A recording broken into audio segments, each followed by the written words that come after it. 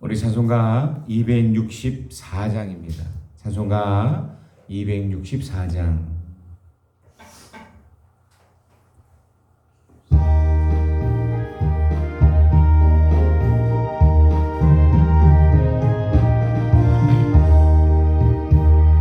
정결하게 하는 셈이 나의 앞에 있도다. 성령께서 권고하심 죄 씻으라 하시네.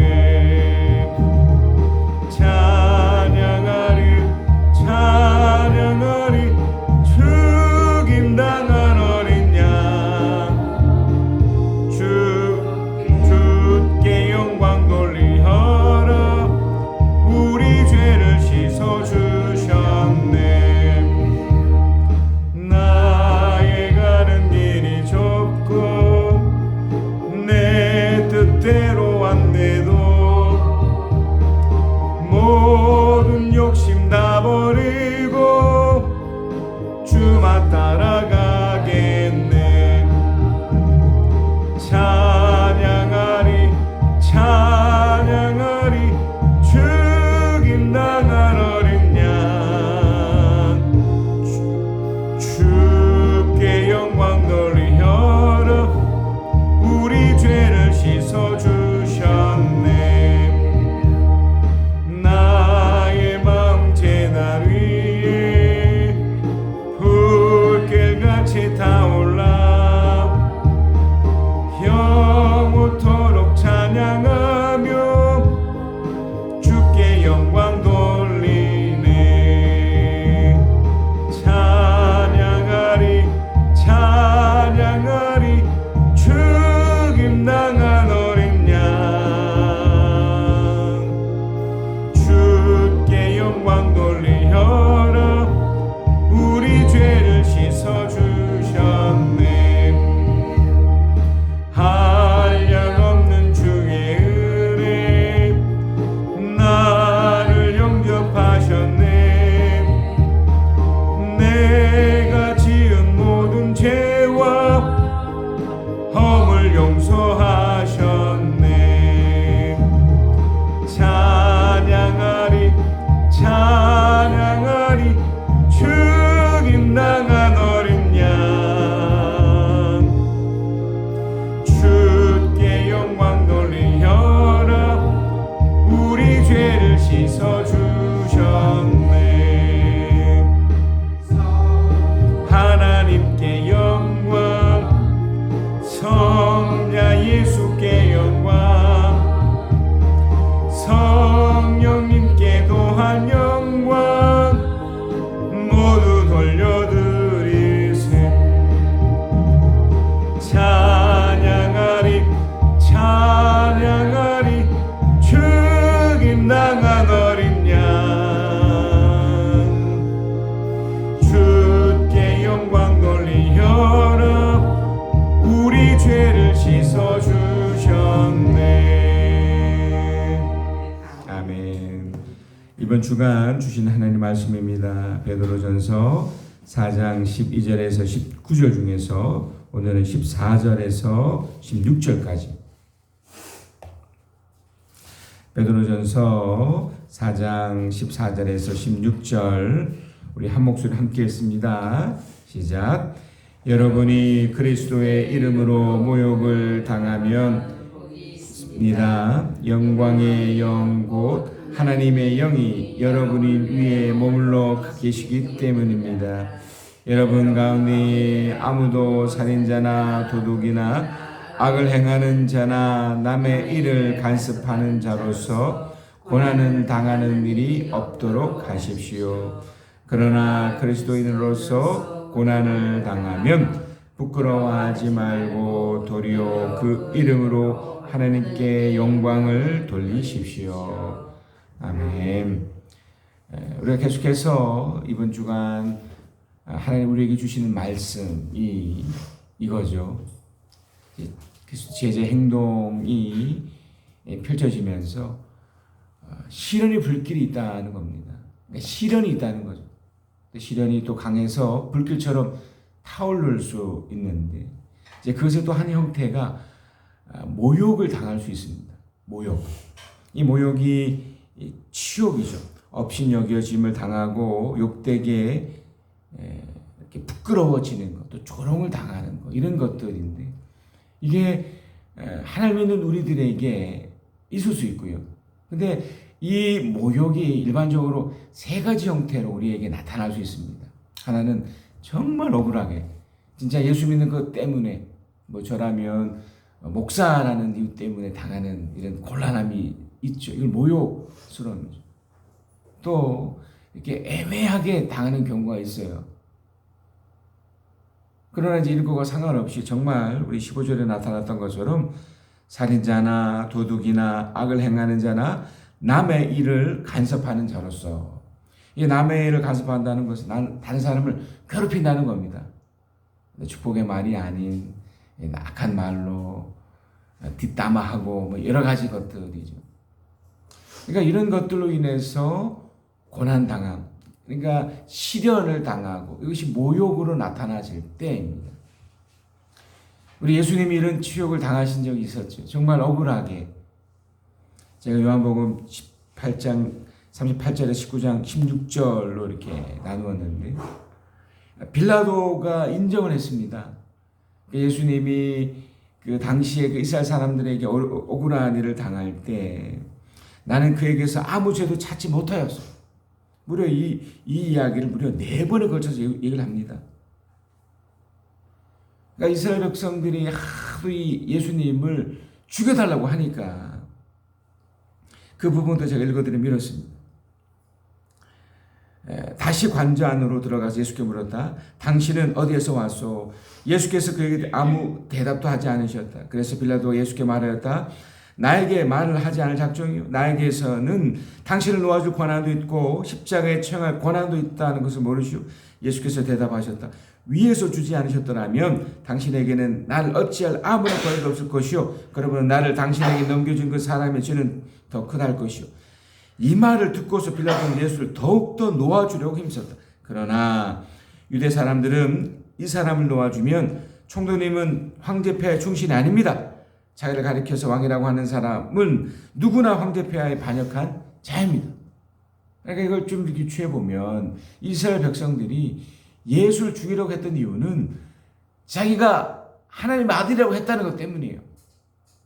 그러니까 얼마나 황당무계한 것으로 죽이려고 하는 겁니까?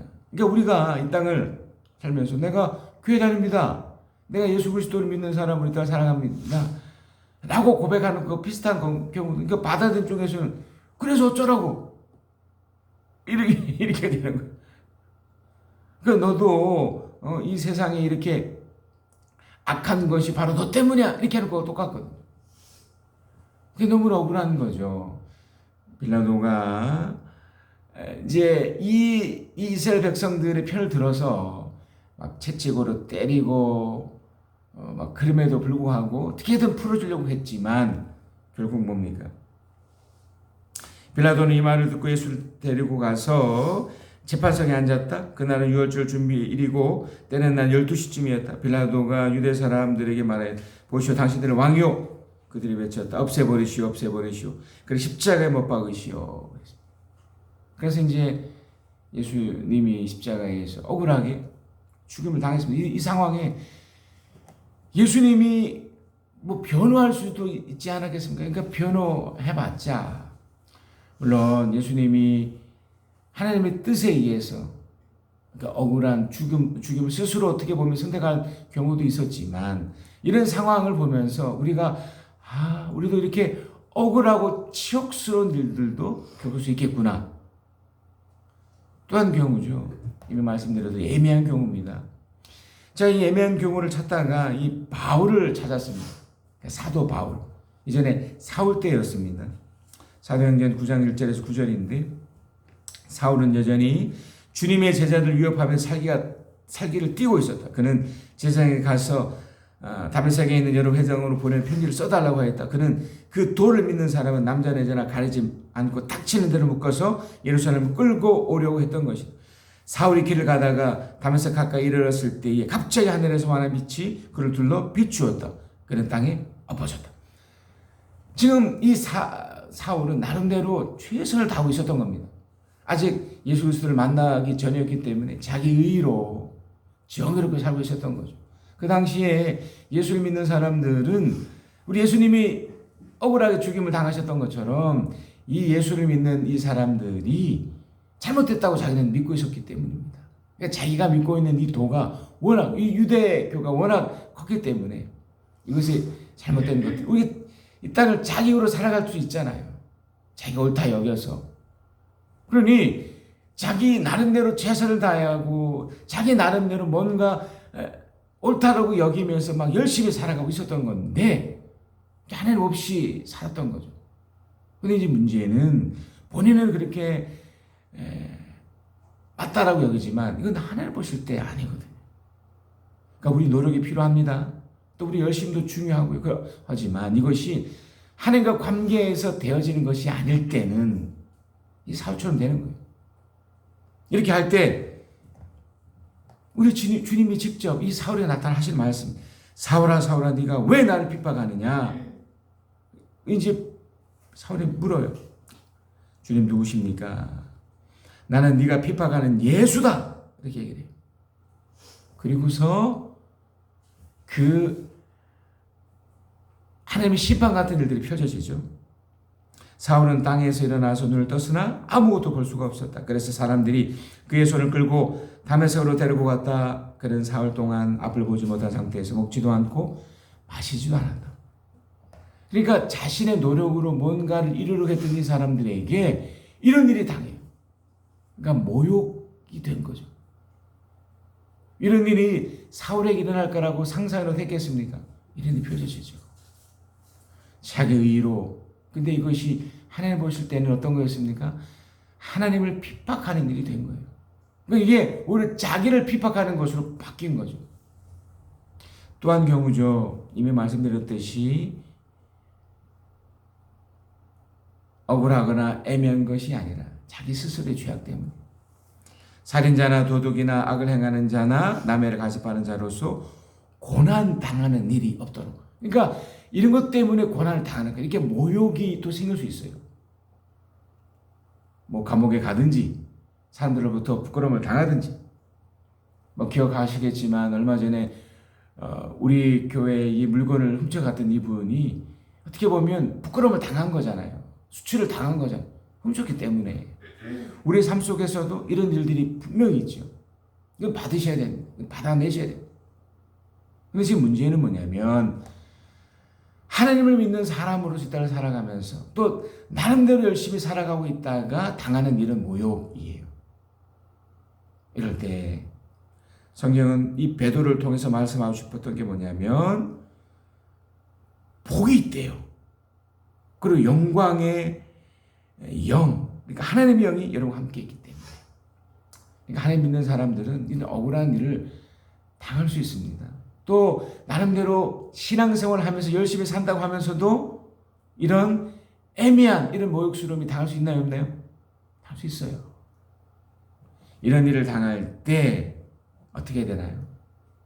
그리스도인으로서 고난을 당하면 어떻게 하라고 합니까? 부끄러워하지 말고 도리어 그 이름으로 하나님께 영광을 돌리십시오. 그랬습니다. 쉽진 않습니다. 그러나 우리는 이미 설교를 통해 또 말씀드렸듯이 이후에 무엇이 일어날 줄 아는 사람들이지 않습니까? 하나님께서 어떻게 하실 것에 대한 그 마지막에 어떠함을 알기 때문에 오히려 이럴 때 기뻐해야 되고요. 부끄러워하지 말고 오히려 이걸 당당히 여겨서 하나님 믿는 사람으로 나가면 어쩌면 하나님 이런 부분도 해결해 주시고 또 오히려 하나님으로 인한 기쁨과 행복이 연결될 줄 믿습니다. 의를 위하여 핍박을 받는 자가 복이 있다고 주님께서도 직접 말씀하셨기 때문에. 그래서 여러분 인생 속에 신앙생활을 하면서 펼쳐지는 안타까운 일이 펼쳐졌을 때 좋게 받아들여서 하나님의 테스트임을 또 받아들여서 이것과 나가시면 하나님 놀라운 것을 누릴 수 있습니다. 오늘 이제 바이블 타임을 통해서 또 안타까운 현실을 또 보게 될 텐데요. 솔로몬 이후에 이 두 나라가 쪼개지잖아요. 이 과정 속에서 특별히 오늘은 이 유다의 이 르호보암이 어떻게 펼쳐지는지. 분명 그가 이 땅에서도 잘 삽니다. 그러나 하나님을 저버렸을 때 그 모욕스러움으로 따지면 이 세 번째 경우죠.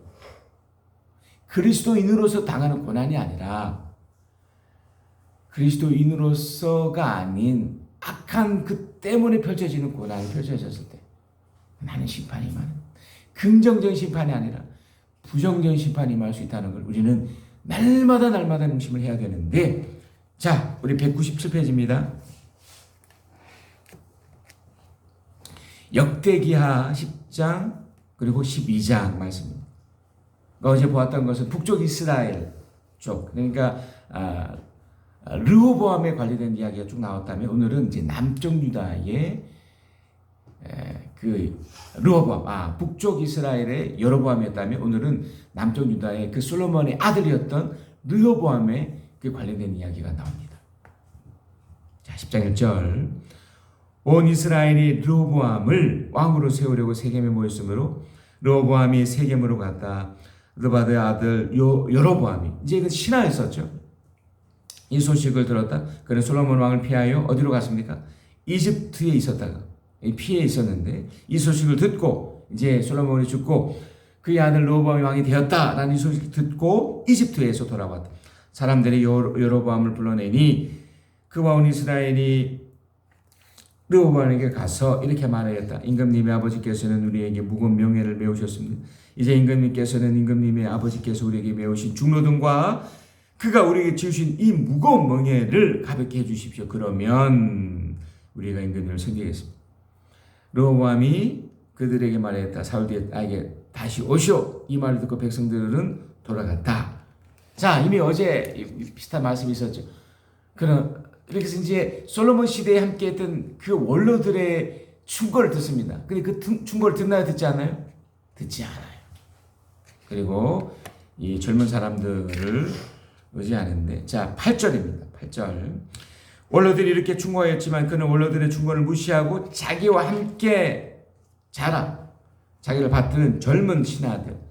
그러니까 이 르호보암이 40대 초에 왕이 되거든요. 근데 40대 50대. 물론 뭐 이해가 되지만 좀 더 노련하고 많은 경험이 있었던 이제 나이 먹은 그들의 충고를 듣지 않고 이들을 따랐던 거죠. 그대는 물었다. 백성이 나에게 선지께서 메워 주신 명예를 가볍게 해달라고 요청하고 있어. 이 백성들에 내가 어떤 대답을 해야 될지 그들의 충고를 듣고 싶소. 결국 르호보암 누구의 충고를 듣죠? 예, 젊은이들의 충고를 듣습니다. 자, 그래서 15절입니다. 왕이 이처럼 백성의 요구를 들어주지 않았으니 하나님께서 일이 그렇게 뒤틀리도록 시켰던 것이다. 하나님이 배후에 다 이런 것들이 있도록 이렇게 주장을 하셨지만 사실 하나님은 예측하신 거예요. 그런 악한 마음이 있을 것을 예상했지 하나님이 일부러 그 마음을 어떻게 하셨다는 의미는 아닙니다. 이 선택은 누가 한 거예요? 르호보암이 한 거예요. 르호보암이. 하나님이 일부러 이렇게 한 게, 물론 여기 안에 사탄의 유혹도 있었고 사탄의 그 어떠함도 있었지만 본인이 결정한 거예요. 주님께서 이미 실로 사람 아야를 시켜서 느바스의 아들 여로보암에게 하신 말씀을 이루시는 것이었다. 똑같습니다. 여로보암에게도 똑같이 기회를 줬지만 그 여로보암이 그 말씀을 따르는지 따르지 않는지는 본인의 선택인 거죠. 자, 16절입니다. 온 이스라엘은 왕이 그들의 요구를 전혀 듣지 않는 것을 보고 왕에게 외쳤다. 우리가 다윗에게서 받을 몫이 무엇이냐? 이새의 아들에게서 받을 유산이 없다. 이스라엘아, 각자 자기의 장막으로 돌아가라. 다윗이여, 이제 너는 너희 집안으로 돌고 가라. 그런 다음에 온 이스라엘은 각자 자기들 장막으로 돌아갔다. 그러나 유다 여러 성읍에 살고 있던 이스라엘 자손은 르호보암 통치 아래에 남아 있었다. 르호보암 왕이 강제 노동 감독관 하도람을 이스라엘 자손에게 보내었으나 이스라엘 자손이 그를 돌로 쳐서 죽였다. 그러자 르호보암 왕은 급히 수레를 올라서 예루살렘으로 도망하였다. 이렇게 이스라엘은 다윗 왕조의 반역의 오늘에 이르렀다. 무슨 말이죠? 이때부터 갈라진 거예요. 하나님의 말씀 앞에 우리가 명심해야 될 것 중에 하나가 이겁니다. 우리가 선택하는 거예요.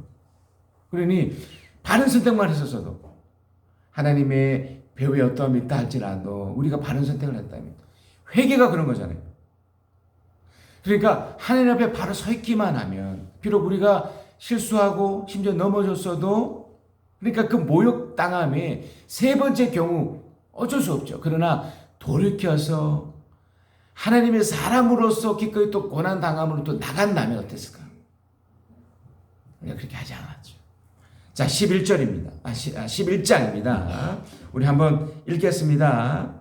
11장 시작.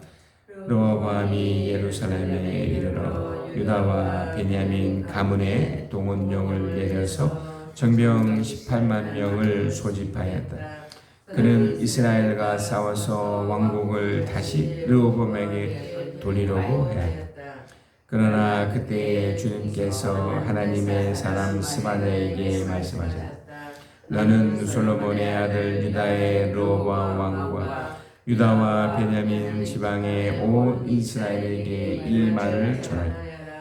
다 주가 말한다. 이렇게 된 것은 내가 시키는 것이다.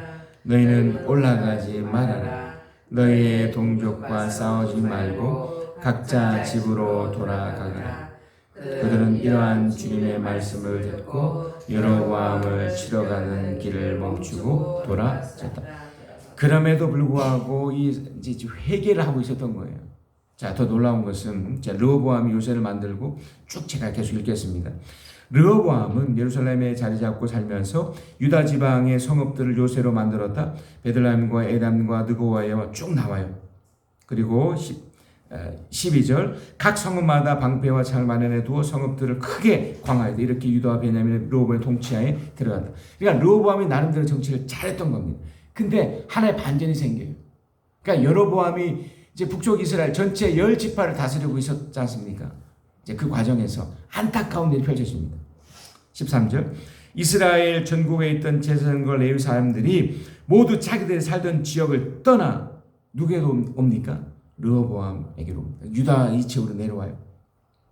레위 사람들이 목장과 소유지를 버리고 유다와 예루살렘에 온 것은 여로보암과 그의 아들들이 그들에게 주님을 섬기는 제사장 직분을 수행하지 못하게 하고, 우리가 어제 보았죠. 그러니까 여로보암의 지향이지. 그들이 이 이스라엘 사람들을 장악하기 위해서 산당을 새로 짓고 이 레위 사람들 다 쫓아내버리고 자기들이 원하는 사람을 또 제사장을 세우고 이런 안타까운 일이 그 북쪽 이스라엘에 생긴 겁니다. 따로 제사장을 세워서 여러 산당에서 염소 우상과 자기가 만든 송아지 우상을 섬기게 하였기 때문이다. 안타깝죠. 이제 이 여로보암, 그러니까 이 남쪽에 있던 르호보암의 죄악들을 보게 됩니다. 16절 이 밖에도 이스라엘 모든 지파들 가운데 주 이스라엘 하나님의 뜻을 찾기로 마음을 굳힌 이들이 주 조상의 하나님께 제사를 드리려고 레위 사람들을 따라 예루살렘으로 왔다. 그들은 유다 나라를 강하게 하고 솔로몬의 아들 르호보암의 왕권을 확고하게 하여 주었다. 그러나 그것은 3년 동안 뿐이었다. 르호보암이 다윗과 솔로몬의 본을 받아 산 것이 3년 동안이었기 때문이다. 여기에 이제 르호보암의 가족들도 나옵니다. 쭉 나옵니다. 여기 보면 19절, 20절 마할랄렉과 사이에 세 아들 요수와 스마리아와 사함이 태어났다. 그 뒤에 르호보암은 압살롬의 딸 마게야를 아내로 맞아들였는데 마게야와의 사이에 아바야는 야따와 사사와 슬롯이 태어났다. 이게 뭐냐면 이름에도 불구하고 르호보암이 하나님으로부터 엄청난 축복을 누리고 있었다는 걸 말해줘요.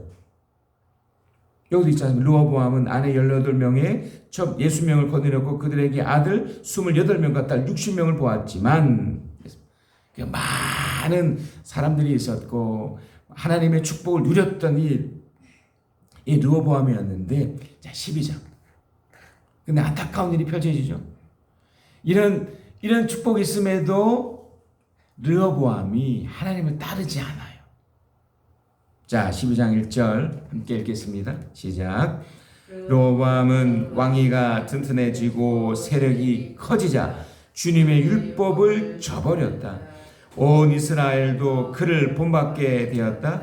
그들이 주님께 범죄한 결과로 여로보암 왕이 즉위한 지 5년째 되던 해 이집트의 시싯 왕이 예루살렘을 치러 올라왔다. 그는 병거 1200대, 기병 6만 명, 거기에다가 이루 헤아릴 수 없이 많은 리비아와 술과 에티오피아 군대를 이끌고 이집트에서 쳐들어왔다. 시삭은 유다 지방의 요새 성읍들을 점령하고 예루살렘까지 진군하여 왔다. 그때의 유대 지도자들이 시삭에게 쫓겨 예루살렘에게 모여 있었는데 스바야 예언자가 르호보암과 지도자를 찾아와서 말하였다. 주님께서 이렇게 말씀하십니다. 너희가 나를 버렸으니 나도 너희를 버려 시삭의 손에 내주겠다. 그러자 이스라엘 지도자들과 왕은 자신들의 잘못을 뉘우치고 주님께서는 공의로우십니다 하고 고백하였다. 주님께서는 그들이 이렇게 잘못을 뉘우치는 것을 보시고 다시 스마야에게 말씀을 내리셨다.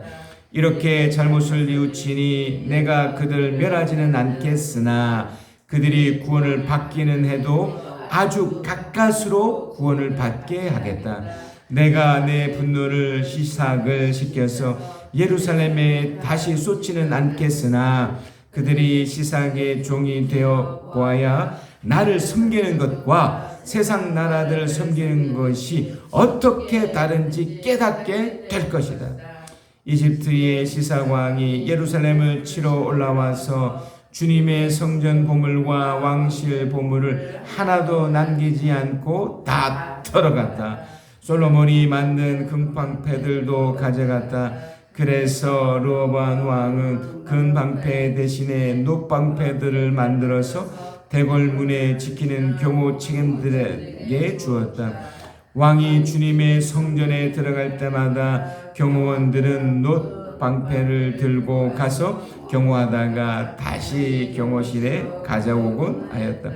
르호보암이 잘못을 뉘우쳤기 때문에 주님께서는 그에게서 진노를 거두시고 그를 완전히 멸하지는 않으셨다. 그래서 유다 나라는 형편이 좋아졌다. 이렇게 하여 르호보암 왕은 예루살렘에서 세력을 굳혀 왕의 직무를 수행하였다. 르호보암의 왕이 올라왔을 때에 그는 41살이었다. 그는 주님께서 이스라엘의 모든 지파 가운데 택하여 당신의 이름을 두신 도성 예루살렘에서 17년간을 다스렸다. 르호보암의 어머니 나아만은 암몬 사람이다. 르호보암 사람 주님의 뜻을 찾는 일에 마음을 쓰지 않고 악한 일. 여기서 이제 역사의 기록을 이렇게 한 거죠. 르호보암은 주님의 뜻을 찾는 일에 마음을 쓰지 않고 악한 일을 하였다. 그러나 뉘우쳤기 때문에 그나마 이제 마지막까지는 가지 않았던 거예요. 15절 르호보암의 행적은 처음부터 끝까지 스바야 예언자의 역사책과 또 성전자의 역사책에 기록되어 있다. 르호보암과 여로보암은 사는 날 동안에 그들은 늘 싸웠다. 르호보암이 죽어서 다윗성이 안장되어 그들의 아들 아비야가 그의 뒤를 왕이 되. 하나님이 지금 우리에게 말씀하시는 것을 들으셔야 됩니다. 이 르호보암을 통해서 하셨던 이 모욕스러움이 때로는 너무나 억울하게, 때로는 애매하게, 때로는 이렇게 자신의 죄를 펼쳐졌을 때 여기서 중요한 키가 하나 있었죠. 회개하면, 돌이키면 분명히 다시 기회가 주어집니다. 물론 자기 잘못에 대한 대가는 분명히 치러야 되죠. 이 르호보암이 안타깝게 17년이면 그의 나이 58세에 죽는 거예요. 하나님께서 그 다음에도 또 기회를 주셨겠지만 하나님께서 주신 이 놀라운 말씀을 붙잡고 우리는 어떻게 되죠? 하나님 앞에 바로 서는 그리스도인으로서 당하는 고난을 당할지언정 악해서 당하는, 그래서 하나님의 진노를 사는 일이 없는 우리가 되시기를 그리스도 이름으로 축복합니다. 기도합니다. 하나님